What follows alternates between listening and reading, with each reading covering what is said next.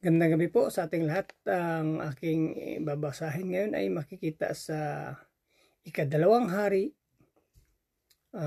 Kabanata 10, talata 1 hanggang 5. Ito po ang nakasaad.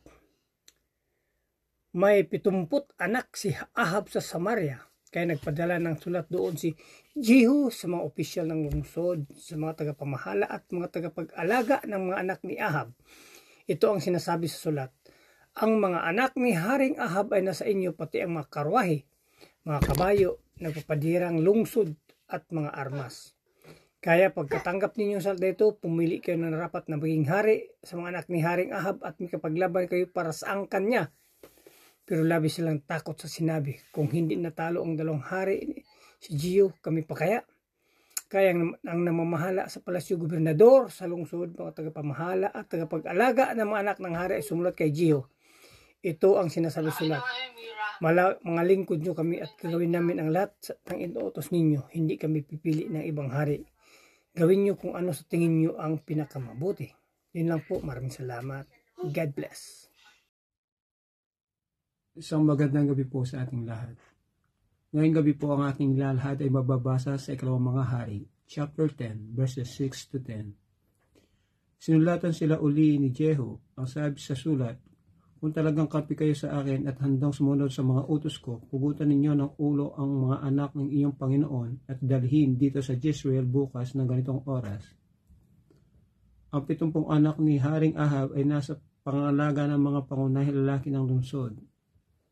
Pagkatanggap nila sa sulat, pinagutan nila ng ulo ang mga anak ng hari at ang mga uli inilagay sa mga basket at pinadala kay Jehu sa Jezreel. Pagdating doon, sinabi sa kanya ng tagapagbalita, naroon na po ang mga ulo ng mga anak ni Ahab. Sinabi ni Jehu, pagdalawahin ninyong bunton na may pagpasok ng bayan at hayaan ninyo roon hanggang bukas ng umaga. Kinaumagahan, lumabas siya ng palasyo at sinabi sa mga tao, kayo ang humatol, kung ako ang pumatay sa aking Panginoon, sino naman ang pumatay sa mga ito? Natupad ngayon ang lahat ng sinabi ni Yahweh tungkol kay Ahab sa pamamagitan ni Propeta Elias. Iyon lang po. Amen. Isang pagpalang gabi po sa ating lahat. Ang akin pong babasahin ngayon ay mula sa libro ng Ikalawang Hari, chapter 10, verses 11 to 15. Pagkatapos, pinatay ni Jehu ang lahat ng kamag-anak ni Ahab sa Jezreel, pati ang mga opisyal, kaibigan at mga pari nito. Wala talagang natirang buhay sa kanila. Lumakad si Jehu papunta sa Samaria. Habang nasa daan siya sa lugar na tinatawag na pinagtitipunan ng mga pastol ng mga tupa, nakita niya ang mga kamag-anak ni Haring Ahaziah ng Juda. Tinanong niya ang mga ito, sino kayo? Sumagot sila, mga kamag-anak po kami ni Ahaziah, at nagpunta kami rito para dumalaw sa pamilya ni Haring Ahab at Reyna Jezebel. Inutusan ni Jehu ang mga tauhan niya, hulihin ninyo sila ng buhay. Kaya hinuli nila ng buhay. Dinala sila at pinatay doon sa balon, sa lugar na tinatawag na pinagtitipunan ng mga pastol ng mga tupa. 42 silang lahat. Walang iniwang buhay si Jehu. Pag-alis ni Jehu roon, nakita niya ang paparating ang anak ni Rekab, na si Jehonadab, para makipagkita sa kanya. Pagkatapos nilang batiin ang isa't isa, tinanong siya ni Jehu, tapat ka ba sa akin tulad ng pagiging tapat ko sa iyo? Sumagot si Jehonadab, opo. Sinabi ni Jehu, kung ganoon, iabot mo sa akin ang kamay mo. Iniabot ni Jehonadab ang kamay niya at pinaakyat siya ni Jehu sa kanyang karwahe. Amen. God bless po. Magandang gabi po sa ating lahat. Ang babasahin ko po ngayon ay mula po sa Book of 2 King chapter 10 verse 16 to 20. Sinabi ni Jehu, sumama ka sa akin para makita mo ang katapatan ko sa Panginoon. Kaya sumama si Jehonadab sa kanya. Pagdating ni Jehu sa Samaria, pinapatay niya ang lahat ng natira sa pamilya ni Ahab, ayon sa sinabi ng Panginoon sa pamamagitan ni Elias. Tinipon ni Jehu ang lahat ng tao at sinabi, Hindi ganoon katapat si Ahab sa paglilingkod niya kay Baal kung ikukumpara sa gagawin kong paglilingkod. Kaya papuntahin ninyo sa akin ang lahat ng propeta, pari ni Baal at ang lahat ng naglilingkod sa kanya. Kailangan nandito silang lahat dahil mag-aalay ako ng malaking handog para kay Baal. Ipapapatay ko ang hindi pupunta, pero nagkukunwari lang si Jehu para mapatay niya ang mga naglilingkod kay Baal. Sinabi ni Jehu, maghanda ng banal na pagtitipon para sambahin si Baal. Kaya ipinaalam nila ito sa mga tao. Amen. God bless po. Magandang gabi po sa lahat. Babasahin ko po ngayon ay makikita sa 2 King chapter 13 verse 21 to 25. Ang pahayag na ito ay ipinaabot niya sa buong Israel at dumalo naman ang lahat ng sumasamba kay Baal, kaya't punong-puno ang templo ni Baal. Sinabi ni Jehu sa tagapag-iingat ng mga kasuotan sa templo, ilabas mong lahat ang kasuotan at ipasuot sa mga sumasamba kay Baal. Sumunod naman ito. Pumasok siya sa templo kasama si Jonadab na anak ni Rekab. Sinabi niya sa mga lingkod ni Baal, tingnan ninyong mabuti at tiyaking walang mga lingkod si Yahweh na napasama sa inyo. Pumasok sila upang ialay ang mga handog na susunugin. Si Jehu ay naglagay ng 80 tauhan sa labas ng templo at pinagbilinan ng ganito. Bantayan ninyong mabuti ang mga taong ito, kayo ang papatayin ko kapag may nakakatakas. Nang maialay na ang mga handog na susunugin, pinapasok niya ang mga kawal at mga pinuno at pinapatay ang lahat ng nasa loob. Saka isa-isang kinaladkad palabas, nagtuloy sila sa kaloob-looban ng templo.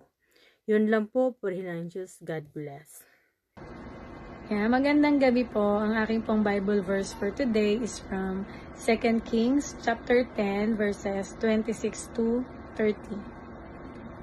Inilabas ang mga sagradong haligi sa templo ni Baal at sinunog. Pagkatapos, winasak nila ang rebulto ni Baal at iginuho ang templo. At ang templo ay ginawa nilang tapunan ng dumi hanggang sa ngayon. Ganoon ang ginawa ni Jehu upang alisin sa Israel ang pagsamba kay Baal. Ngunit tinularan din niya ang kasalanan ni Jeroboam na anak ni Nebat na sumamba sa guyang ginto na nasa Bethel at Dan, na siya namang naging dahilan ng pagkakasala ng Israel.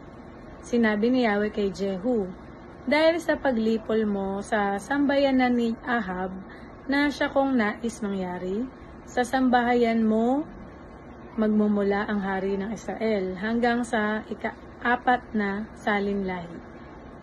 Amen. Ang mabuting balita ng ating Panginoon. God bless us. Muli po isang mapagpalang araw po muli sa ating lahat at narito po muli tayo upang magpatuloy sa devotion na ginagawa natin sa bawat araw. Tayo po ay nasa 2 Kings chapter 10 verse 31 to 36 ang ating babasahin. Sabi po dito, ngunit si Jehu ay hindi nagpatuloy sa pagsunod sa kautusan ni Yahweh, ang Diyos ng Israel. Tinularan niya masamang gawa ni Jeroboam na naghatid sa Israel sa pagkakasala. Noong panahong iyon, pinabayaan ni Yahweh na masakop ng ibang kaharian ang ibang lupain ng Israel. Unti-unti silang nasakop ni Hazael, nakuha na sa kanila ang gawing silangan ng Jordan, ang buong Gilead, Gad, Ruben at Manases mula sa Aroer sa may kapatagan ng Arnon, pati ang Gilead at ang Basan. Ang ibang ginawa ni Jehu ay nakasulat sa kasaysayan ng mga hari ng Israel. Namatay siya at inilibing sa Samaria at ang anak niya si Joahaz ang pumalit sa kanya bilang hari. Naghari si Jehu sa Israel sa loob ng 28 taon. Amen. Purihin po ang Lord sa pagkakabasa ng kanyang salita. So ano po yung nakita po natin ng mga aral, no?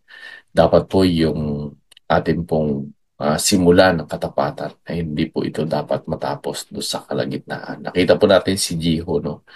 Na siya po ay nagsimula sa isang mabuting layunin. Ginawa po niya yung ginawa niya yung bahagi ng plano ng Diyos. Ngunit hindi po siya naging tapat hanggang sa dulo. So napakalaga po yung katapatan na hindi lamang sa simula, hindi lamang doon sa gitna, kundi ang katapatan ay hanggang doon sa huli. Even though yung binigyan siya ng Panginoon ng pagkakataon, no, na mangyari ito sa kanyang kanyang buhay. Pero yung katapatan ay hindi po naging ganap, no, sa buhay ni Jiho. Kumbaga, hindi pa rin niya inalis yung ibang sambahan, no, doon sa burol ay hindi po niya inalis ito. So dito po natin makikita na matagumpay nga niya na napapatay yung mga sumasamba kay Baal, pero may mga bagay siya na nakaligtaan, no? So dito po natin makikita na importante po yung katapatan sa simula, sa gitna hanggang sa huli sa ating mga paglilingkod. So purihin po ang Panginoon and God bless everyone.